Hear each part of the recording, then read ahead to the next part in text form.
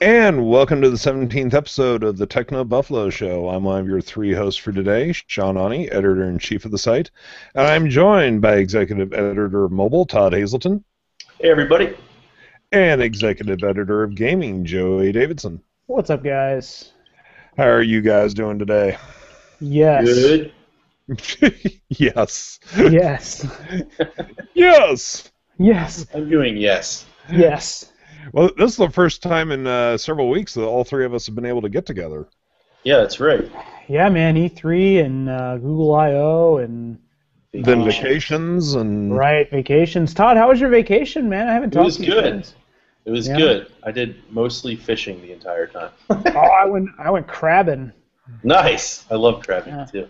It was good, man. I worked. Ah. But in November, I'll go on vacation. So, Yeah, there you go. next week, I'm in Irvine. We haven't figured out how we're handling the show next week yet. That's But like we'll, vacation too. oh, yeah. Yeah, that's exactly what it is. Hey, I actually have to, like, wear normal people clothes. Go to the office. Go to the office and, Put on Like- pants. and put on pants and interact with people. And Order there's, pants. there's no sheets hanging there. And Oh God. maybe I should just take the sheet with me and hang it up so I feel like I'm at home. You're at home. Exactly. Nice. So this week we actually don't have a whole heck of a lot to discuss. I'm sure we will think of some tangents as we go along. But of course the big one is we published our review yesterday of the Samsung Gear Live, the first Android Wear watch. And Todd and I both bought the G Watch from LG. Yeah. And yeah, mine's now here's something telling for you. I'm wearing the Pebble. The G Watch and I was just over put this on its on. charger. I put this on for the sake of the show. Yeah, Man. Wowza. Yeah, we're kind of bummed. yeah. This I feel safe in saying this is one of my largest regret purchases ever. Whoa. Yeah, it's nuts. I mean, I wrote an editorial on this yesterday if anybody wants to read it on the site. But basically, I was under the impression that Android Wear had, or was going to soon have, this ecosystem of apps, just like Pebble, that kind of run alone on the watch. But really, they're Android apps with built-in Android Wear support, and there's no consistency to how they work. So you go from one application, all the cooks, I think it's called. I kept saying it was all the recipes. But you can send a recipe down to your watch. Now, that's useful. But then you go to an app like Lyft, and you're supposed to interact with it on the watch by saying, like, call me a ride. But then it crashes if you're not in a Lyft market and you're not sure why. You don't know what's going on. And then there's Eat24, where one would think you could say order food, and that would launch, but it doesn't. And when you try to say start Eat24, it starts the command, and then it pops up with a list of applications. For me, it would bring up B24, and it's just all over the place. I don't even know how to use some of the applications, and I think that was the biggest problem for me. Yeah, I mean, John, mentioned it in his review that the Gear Live has a button on the side which makes navigation a little bit easier. Right. You and I chose the G Watch because of the larger battery. Right, which, exactly. Yeah, the larger battery's done us a world of good. We still have to charge every 12 hours or so. Exactly. Yeah, you got to keep it plugged in at night, and then it'll get you through the day, and then you got to plug it in again. Otherwise, you're not getting through the next day. Well, have you run into the situation yet where you do run out of power? No. So that's Oh. good, but I do charge it every night, so I'm getting through the day. Yes, but when you do run out of power, there's no way to turn it on but to put it Right. in the cradle. Right, back on the charger. I read that, and that's wild. But at least I guess our chargers are better than the Samsung one, which is awkward. And I've Right. read reports about it didn't happen to our unit, but I've read reports about the battery, the charging mechanism getting all messed up and breaking, which is terrible. Well, apparently on the G Watch you can there on the back above the charging things there's the reset button. You can use a paper clip and turn it on that way, but that's because I always have a straightened paper clip with me at all times. Funny enough, I actually do carry a paper clip very frequently for swapping SIM cards. That makes sense, but yeah, it's Joey, Yeah, you've expressed a lot of interest in the Moto 360. Now that we've had experience with Android Wear, is that interest still there for you? Um. Well, I think that I really don't. I hope I'm not speaking out of line here with you guys, but I think that you are suffering from the early adopter's curse. Oh, You're yeah. buying hardware that is arguably very half-baked, and you've bought into it when the third-party development is literally at its lowest point. Like the third-party app selection will never be as bad as it is right now. That's such a great point. And that's when you guys generically, not you, Todd. That's when you guys decided that you needed to do your reviews when the user experience was at its worst. Right. With that, well, I think we should revisit this. I mean, and we can in the future. You have Definitely. to. I mean, it's what John, and this is something that the public doesn't know, but John Rettinger and you, Sean, have talked to my department about reviewing the gaming consoles once every year, because they do change. And perhaps Android Wear will deserve a second look in 3 months, 6 months, 9 months, a year. Right now, it's like reviewing a roller coaster on the uphill climb. You know what I mean? Like you're not even really getting the full scope of the ride. You've got the initial start. Now, with that said, we're not even on the uphill climb. We're still in the load line. right, you've just put that. You've reviewed getting in the putting chair. that shoulder thing on. That's all you've done. That's right. So, with that said, you have quelled my interest in the Moto 360 at the onset. I will not be in line at the beginning. I am still incredibly interested in smartwatches. If I look at the Android that my phone had 5 years ago next to the Android that my phone has today, they're wildly different user experiences. And I think that we expected that same level of polish and design and approach that we have on our phones. I mean, obviously with a different way to interact with it. And when we didn't get it, we're disappointed, as we should be. It is disappointing. And all the hands-on videos I've seen, the way that they behave in sunlight is atrocious. Yeah. I mean, all that stuff is making me go, I'm going to wait. I'm not giving up on it yet. I know you guys aren't giving up on it yet, but No. the Moto 360 still has my attention. I'm just not going to be in line to get it. I have faith in the genre of product, but I think that we've reviewed it too early. The Earth has reviewed it too early because it's just not. These opinions. They're not that useful yet. You know what I mean? It certainly takes time. Yeah. I mean, even if you look at the Pebble when it first came out, it was very limited. Now you can do pretty much anything with it. Sean, what would you give the Pebble today versus what would you have given it, just on a 10-point scale, when it first launched? When it very first launched, I probably would give it like a 5 or a 6, and now I'd definitely give it an 8. See, and how many years are we talking about here? Todd, what year did the Pebble launch? I don't know. Not that long ago, right? I mean, Right. I bought mine probably a little over a year ago. So I'm looking it up right now. that's the difference in improvement that a Released small in company, 2013. There you go. So a small company like Pebble brought their own device up 3 points for Sean. What do you think Google's going to do? You know? I mean, a lot, and I think that's what I was trying to say in the editorial yesterday. Like, it's certainly going to take time because you look at the Pebble, and I'm looking at the specs right now. This thing has like a CPU I've never heard of, 128 kilobytes of memory. A CPU I've never. It's like you're describing the stats of a printer right now.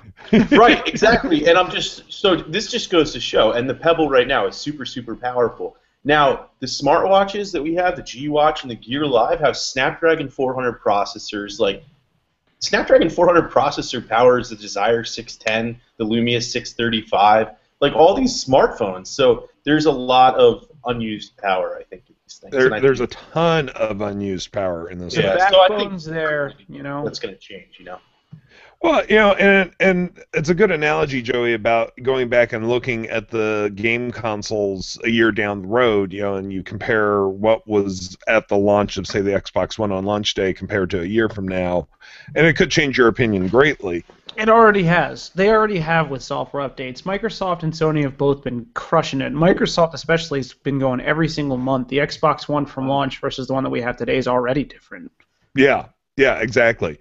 And so I mean, I'm not going to sell off my G Watch. I'm going to keep it around. But for right now, I'm still going to wear the Pebble instead. And the G Watch will just, whenever I hear there's a massive update, I'll give it another look and see if my opinion's changing.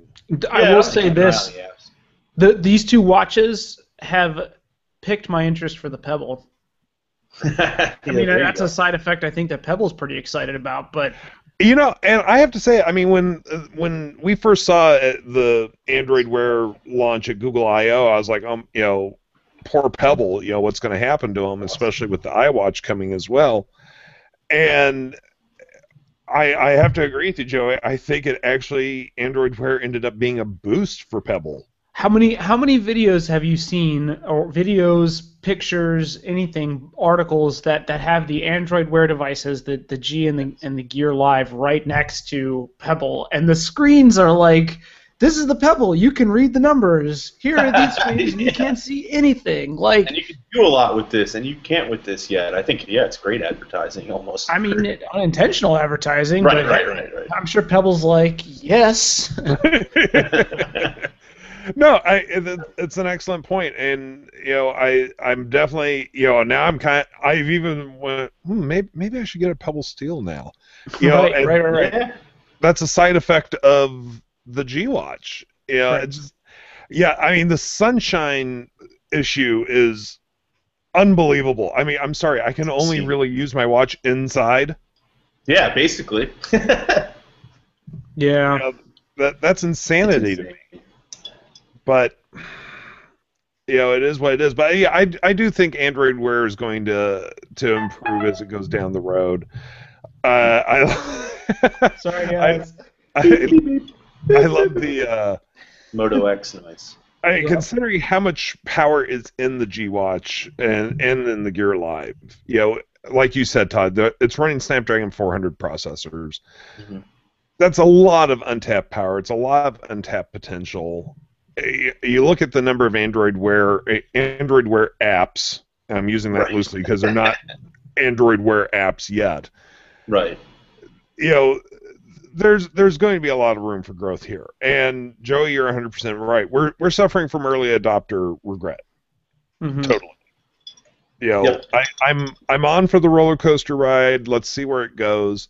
Now that being said, I think there are some definite physical design issues. I just want to go back to that roller coaster metaphor. Imagine if you're on a roller coaster. You guys love the roller coaster. And you're the guy getting strapped in, and there's a dude next to you going, "This sucks." That's you guys right now. This ride sucks. This ride sucks. We haven't even started. Oh, I'm gonna go do that somewhere. Oh man! It's I may be going to Disneyland this weekend, so I'll stand outside the Haunted Mansion in the line going, "This ride sucks." Sucks. I know we haven't even gotten in the stretching room yet. This ride sucks. Oh god! Which is even funnier since it's my all-time favorite ride. So, Sachin Bahal had asked a question about, hey, Sean, how does your LG G Watch compare to your Pebble, and can Pebble still compete with the new Android Wear watches? Yes, it can. And, the fact that we're all discussing that maybe this was the best thing that ever happened to Pebble, I think that tells you how they compare. It's a really interesting side effect. Now, all this being said, do you guys think that, and Todd, we'll start with you, does Apple have enough time to learn any lessons from Android Wear? Not saying that they were going to have problems, but do they have enough time to go, oh, maybe we need to change this? Well, you have to wonder how the strategy is going to go, right? Are they going to follow the strategy that Pebble has done and Sony has done and Samsung has done, where on the watch itself you can go and launch these apps by tapping, which I like a lot? Or are they going to go voice only with some kind of Siri Google Now approach, which is what you have with Android Wear, and you're supposed to use your voice a lot more often, which I find less appealing. I just want to tap around and get the sports scores or whatever, and instead of asking. So I think if Apple's learning any lessons, it should be to provide options, and that's why the Android Wear Mini, I think the Mini launcher, I think I said it's called, is an awesome third-party app for Android Wear, and I think it's a must-have. You can swipe from the corner of the screen and bring up all the apps, and then it makes accessing stuff a little easier. So a full-fledged sort of launcher would be ideal too. Am I the only one that, and maybe I just want to ask, am I the only one who feels like a drunk, slurring idiot every time he says "Okay, Google now"? Like, no, it's so weird. It's like, okay, Google. Well, on your phone, because you have the Moto X, okay, Google now is the command to wake it up. Oh, yeah, I know, but on I most feel other like such Android an devices, idiot. it's just okay, Google. I can't even do it. You can't even do it. Okay, Google now. Okay, Google now. Like, oh, hey, it did. Okay, Google is bad enough, but okay, Google now is. Well, when I was on really vacation with my friends, last week, and I kept unlocking my watch. And if you say "Okay, Google," it starts activating. So people are yelling across the room like, "Okay, Google. Okay, Google." Trying to talk Pictures to my of butts. watch. Pictures of butts. Like. Pictures of butts. Yeah, I don't know. I think. I mean, we really don't know what the interface is going to be on the iWatch. Although we've heard all these. Is there an iWatch, you guys? Is there? That's yes. the question. I think. I mean, so. I am going to unequivocally say that it is definitely in development. I can't say for sure it's going to launch this fall, but there is no question in my mind that it is in development. Is this horse going to run as fast as the unicorn we've heard about? That's the question that I want to know. I mean, this thing is supposed to be the best thing in the world at this point. So right, so like, monitor every piece of your health. I mean, how tall did I grow today? I hesitate getting excited. Sean, my point is I hesitate getting excited about a product that doesn't exist. And I don't, it might exist internally at Apple. I mean, like, I don't know, maybe. I totally agree. And I'm not trying to build up excitement around the iWatch, but with everything that's gone on and with how Android Wear has been received, I'm just curious. Apple's hired a gajillion people to work on this thing, apparently. Someone says there were. Hold on. Okay, Google. Okay, Google. Are we activating their phone? That's awesome. Xbox on. Stop it! Did it work? No. It's like that blasted Aaron Paul commercial. That doesn't do anything to my Xbox. It doesn't to mine either. And my Kinect sits right in front of the television. Right. I have to think that if Apple actually has an iWatch, and that's a giant if from Joey Davidson, the executive editor of Gaming. So don't call me an authority here because I'm not. That's my point. If Apple has an iWatch, I wonder if they've been waiting for Android Wear to roll off just to see like what the reception's been. Is it worth our time to put this out? Is there a market for this? Maybe they're waiting for Google and everyone else to test the waters before jumping in themselves. Maybe. Or maybe they're going to stick with phones because they're incredibly popular and profitable for them. Does Apple need that? Need that watch market share? Do they even need it? If it's there for the taking.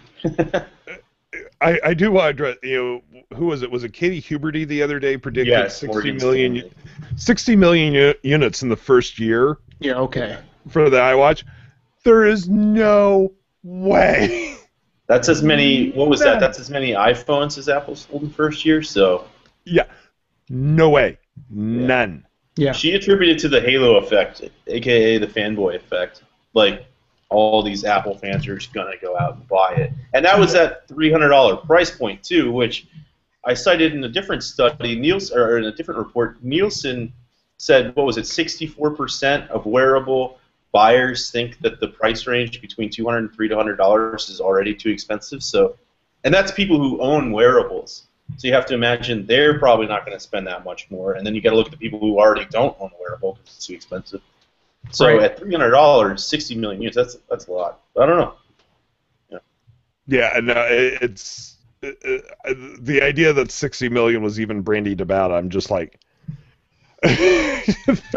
Right. But I mean, people said tablets weren't going to be popular either, and they said the iPad was an oversized iPod Touch, and the iPhone really broke it. I mean, changed the market. We all had regular phones, and now we all have smartphones. And I think, in a lot of ways, if Apple does it better than somebody else, or if Google does it better, then we'll start to see these become more mainstream products. But right now, it's obviously pretty much a geek toy. Oh yeah, it's definitely a geek toy. Yeah. So. Yeah, I don't know.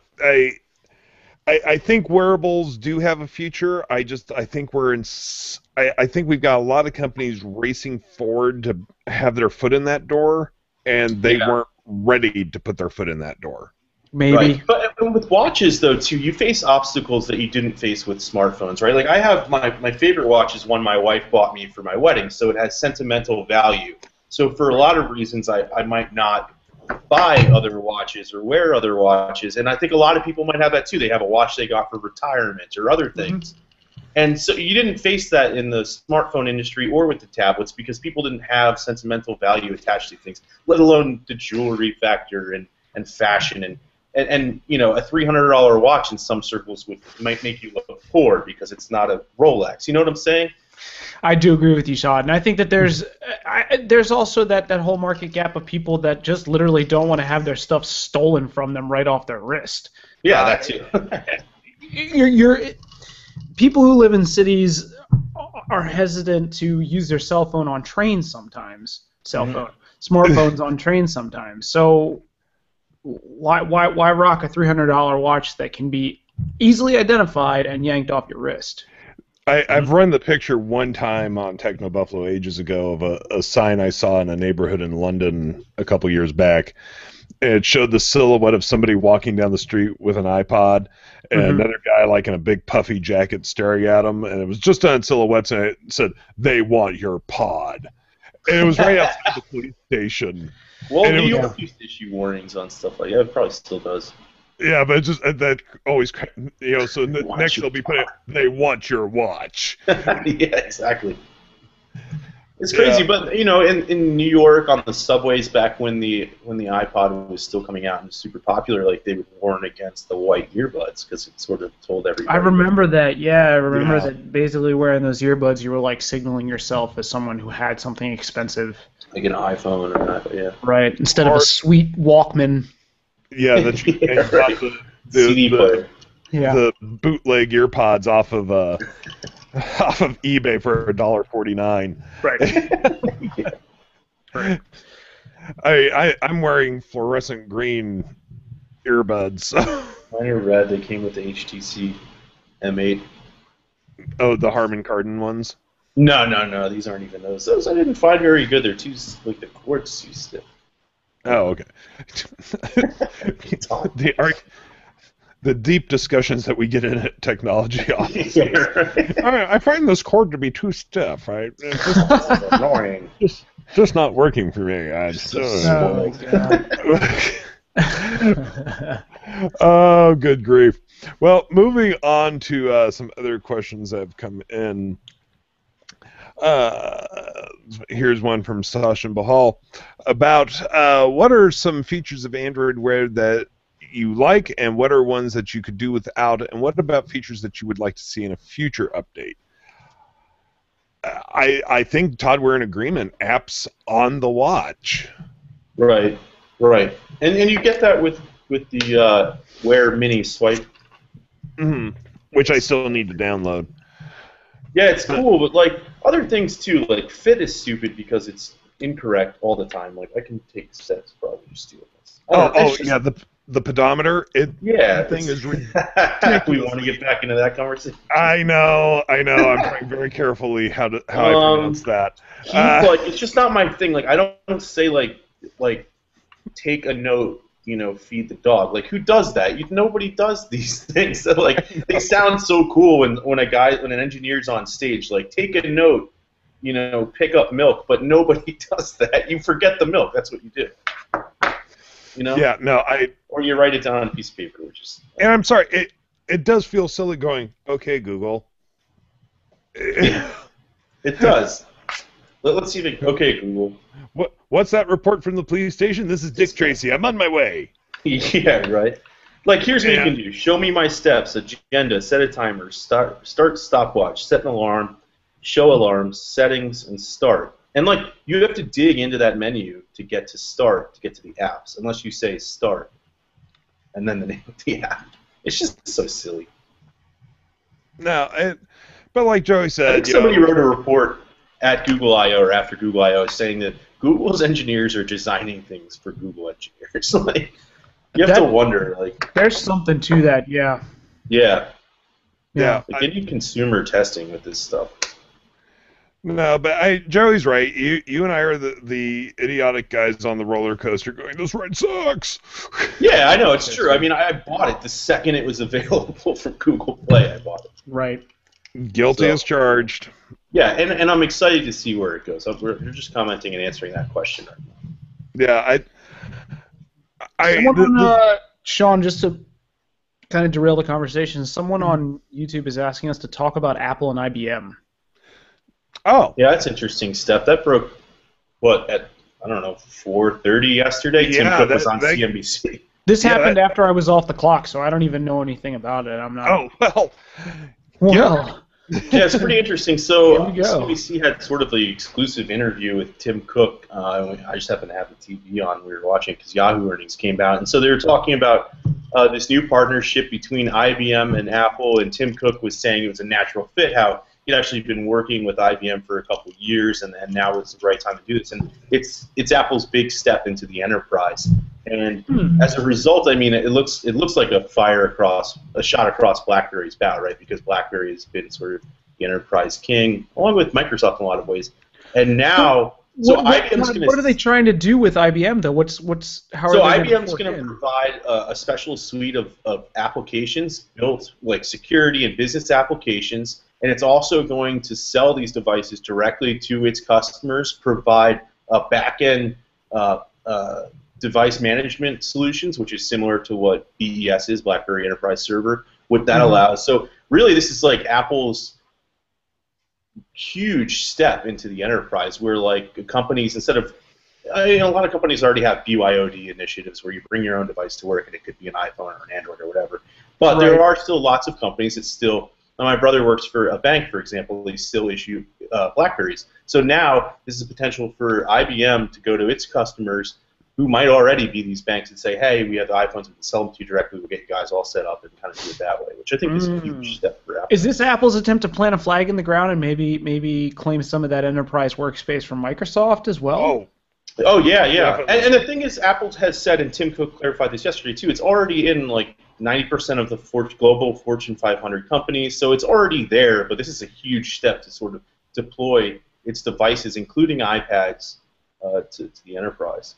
Well, and the big BlackBerry, as a result, BlackBerry stocks down, and Apple and IBM are up, and it was BlackBerry's going to be feeling the squeeze from this big time. Yeah, I think it was down 4% this morning. Well, now it's down 8.1%, Todd. There you go. That's scary. I mean, that's scary for them. You have probably two of the market leaders getting together and literally saying, BlackBerry, you're donezo. Well, the funny thing. Go on, sorry. Did you see, Todd, yesterday how many people posted the old picture of Steve Jobs standing under the IBM logo and flipping it off? No, really? Man, I don't think I've seen that. Yeah, it's an old picture, because when he first started Apple with Wozniak, that was his big thing. He hated IBM. The IBM of the early 90s and late 80s is very different than the IBM of today. I mean, IBM back then made computers. Like consumer computers. Yeah. Sold that to Lenovo. Yeah, right. No, it's a completely different company now, and so I mean, yes, everyone had their good chuckles out of posting that picture, but that's like comparing apples to oranges, literally. It's just two completely different worlds and mindsets at that time. Yeah. But this is a huge move for Apple. Because Apple to this point has been viewed as a consumer company. Right. And, people... even when it's tried to say, exactly. And even when it's tried to say, our devices are in the enterprise, because they are, it sort of always came back, well, but still there's other options. And now sort of IBM is like enterprise. I mean, that's what immediately think of. So that's Yeah. pretty huge. No, this was a big move for Apple, and kudos to them. BlackBerry though, I mean, this may have been the death blow. It makes you wonder. I mean, they're still going to, hype their security up, which IBM's obviously doing the same thing. I mean, they said security 1,000 times yesterday in the interview, but BlackBerry is still going to hype their security. They're pushing forward. I mean, today we saw BlackBerry Assistant. I almost let out a chuckle there. I mean, it's getting to the point where you have to wonder what their strategy is. I mean, when Apple's getting into their core space. Yeah, that's got to be scary for BlackBerry. Which already sort of happened, obviously, with the device. Massively, yeah. I mean, hey, BlackBerry has the Passport coming. Yeah, which they pushed today with BlackBerry Assistant, their new Siri competitor. Never mind. We were commenting like BlackBerry Assistant. Who's sitting around like, let's come up with something BlackBerry Assistant? That sounds snappy. I mean, it makes sense in the business world. Yes, exactly. That's what Sean and I said. It does. Yeah, exactly. It does make sense. And BlackBerry is very much an enterprise company, and we understand, you don't have, snappy names in corporate, but still, when you're a company that's in this much trouble, you put a little bit of effort into the name. Do something. Right. And they revealed it, but held off on like explaining all that it can do, which makes it seem like a watered down version of all the competitors.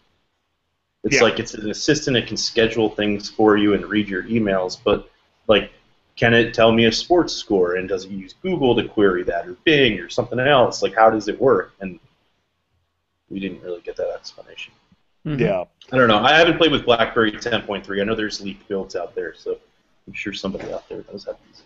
Well, next week is the show to end all shows for the year, even though it's not technically in our field, San Diego Comic-Con, where all of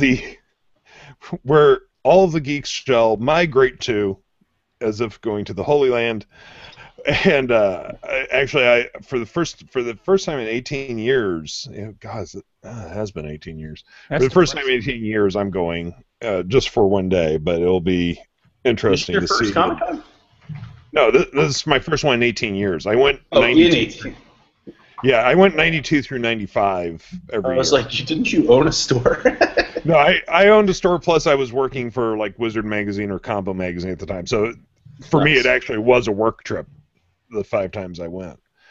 But one question here from Sasha Bahal related to a story yesterday about, hey, Sean, what do you think of the new Thor? They made Thor female. I mean, at one point, Thor was a frog in the 80s. Really? Yes. And they called him the Thunder Frog. Don't go any deeper there. At one point, he was replaced by an alien named Beta Ray Bill. So the way Marvel will do this is by the time the second Avengers movie comes out, it'll be back to the Thor we all know, because when somebody walks into a comic shop having seen the second Avengers movie, they're going to want to buy a book with that Thor. They're not going to want to buy a book with a female Thor. So they'll split female Thor off into her own book, and main Thor will be back. Who's writing it? Is it Gail Simone? She does a lot of the. I believe it is stuff. Gail Simone. I believe so. There's every chance it's going to be a good story. I have no problems with them going down this road, but I also have been around the comic industry long enough to know this is very temporary. I want to see who's the author. That's what just I go over see. to Marvel.com. They've got a page up there that lists all the staff on it. Thor is kind of a manly name, all right? Like, would you need a woman named Well, Thor? I mean, if you go back into the Norse mythology, yes, Thor was always a male, but it's Marvel. And apparently tonight on the Colbert Report, Joe Quesada, the editor-in-chief of Marvel, is going to announce another new title and a bold new direction for Marvel, because I've never heard that before, having worked in the industry. It's Jason Aaron. Jason Aaron? Okay, I'm not even familiar with him. He's been working on Thor for a little while. I don't know if he was right after Straczynski or not, but... Yeah, I haven't followed Thor in a long time. Thor was me- pretty awesome there for a stint. When J. Michael Straczynski was doing it, it was pretty exceptional. I don't know about Jason Aaron, so. Yeah, it's just Thor's been one of those characters I just kind of float in and out on throughout the years. I don't think I've ever done a big long run with Thor like I did with, like, say, Peter David on the Hulk or something. But wow, that got really geeky there for a minute. Way over. I knew. Dominique Weber wants to know how accurate is the pedometer compared to the pedometer. I haven't driven by a school with the G-Watch yet. Tried so, that yet? Yeah, Flashes. Pedometer. I'll drive by a school here in the near future, and Yeah, it's almost lunchtime. Oh, God. Recess. Oh, I didn't mean I was going to eat the children. if it's anywhere as accurate as the pedometer, it's not very accurate. So, Right, yeah. I tried so The hard. worst is, like, I was wearing this, and I had my Galaxy S5, I think I had it linked up to, and, like, they're both telling me different steps, and I was just like, oh, these things. What's the point? There's no point if it's wrong. Here's another question. This one's for you, Joey, from Dominique Weber. Thoughts on the Assassin's Creed movie? The movie. I am paying it no mind. There's my thought. Video game movies don't register for me. They never have. They probably never will. I recognize that some fans get super excited for them, and that's really cool. The only one that's even on my radar is Uncharted, and that's simply because I think it's the series that is most adaptable to film.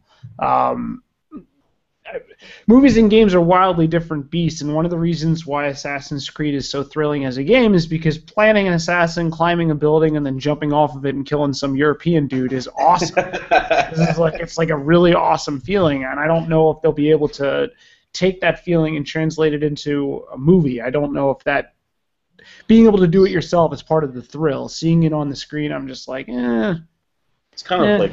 If they ever need to rebrand the series, I really want them to talk to you, Joey. I want it to be called Kill Some European Dudes. European Killing Simulator. Historical European Killing Simulator. Exactly. It's a whole new genre. Isn't it just Zorro? Kind of Zorro, but like if Zorro could jump from roofs. That's right. I mean, it's exciting. I'm excited for them. I'm more inclined to get excited about something like Uncharted, which is pretty much just Indiana Jones with more guns. That's all it is. So, I've never played any of the Silent Hill series, but I watched the first movie, and as a movie, it was enjoyable. That's just... You're talking about a series that I'm not into and a franchise of films that I'm not into. So no, the second movie was horrible. The first movie I actually enjoyed. It was entertaining, But then, every once in a while, one day I was surfing on cable and I saw Dead or Alive was coming on. Yeah. Like, oh, why not? I'll watch this. I was like, oh God, make it stop. What a film that was. Just make it stop. Kind of like the Mortal Kombat movies. Hey. No, yeah. I think it's hard to like any movie after watching Pitch Perfect. But that's just me.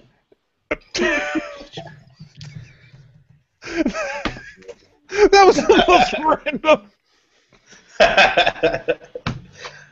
It's funny. I just looked at my phone in the Google Play Store there, and Well, Todd, that's just aka awesome. So. Oh man.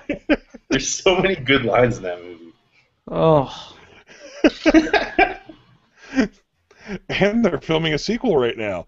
Are they really? They are. Yeah, I've heard that too. Oh, see, I didn't even Pitch know that. Perfecter. I believe it's just Pitch Perfect 2, but... Too pitch, too perfect. Too pitch, too perfect. I'm sorry, anytime there's any movie with a 2 in it, I just immediately go Electric Boogaloo. Yeah.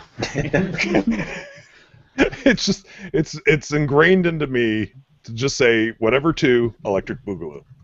But, oh my. Anyway, a question from the Killing Machine. What do you guys think about the iPhone 6? Do you guys think it's worth the upgrade, and what is your favorite spec about it? We can't answer that. Yeah, we have a dummy unit at the office, but I mean, we don't know the definite specs. We don't know any of the definite features. I mean, yeah, Except for iOS 8. Yeah, except for iOS 8. Yeah, But so I mean, if you own an iPhone now and you're waiting to upgrade to an iPhone, you should certainly wait.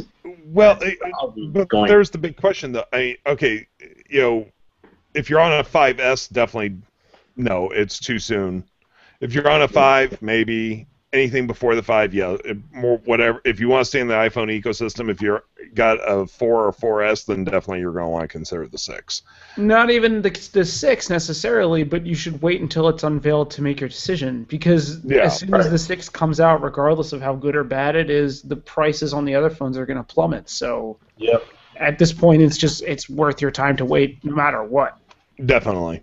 Yeah, if you want to stay in the iOS ecosystem, then you just don't even want to consider a phone for the next few months. Yeah. Even if you drop your current one into a vat of lava, I wouldn't. I will live without a phone until that unveiling.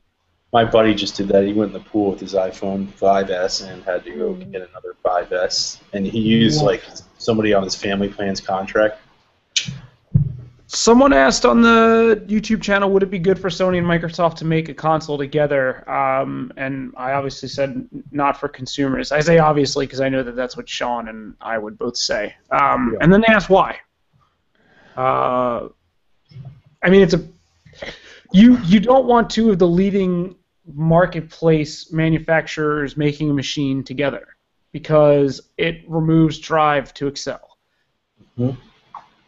Yeah, no, I definitely agree. Competition for the marketplace is always a good thing. Impressive. Right, exactly. Maybe the initial design is impressive, but if sorry, if essentially you're removing the whole excuse for them to improve without any competition, there's no reason to make a better machine. There's no reason to have PlayStation Plus. There's no reason to have the games with gold. There's no reason for them to vie over exclusives and create more technically pushing graphical powerhouses of games. Just the whole drive for that stops. You want more than one company operating in a single space because it's good for consumers. Yeah. The initial greatness of having one console under one banner might be great, but that would dim quickly. So you don't want them teaming up. That's no good. That's what forces Google and Apple and Microsoft to release new operating systems every year. Right, they have to. You have to stay on the front side, and if you don't, you lose consumers. It's competition. That's the way it works. Yep, entirely. I'm catching up on the last season of South Park, and I'm up to the episodes where they did a Game of Thrones parody based around the PS4 and the Xbox One. And the kids are going to war over which one will be the console to rule them all. Yeah. It's quite something. It's an amazing Anyway. episode. I think that will bring this week's episode to a close. Do you guys have any final thoughts? No, I'm just checking the comments one more time, make sure we got everybody, but... Alrighty then. That's it from me. All right. As always, we appreciate you joining us. You can find the TechnoBuffalo Show on iTunes, where we do appreciate if you rate and review us. You can also find us on RSS feed. You can find us on the Stitcher app. You can find us on Pocket Cast. Anywhere there's a podcast, you can find the TechnoBuffalo Show. Until next time, I'm Sean Ani. I'm the editor-in-chief of TechnoBuffalo. I've been joined by executive editor of Mobile, Todd Hazelton. Bye, everybody. And executive editor of Gaming, Joey Davidson. See you guys. Until next time, take it easy, and we'll see you then. Bye-bye.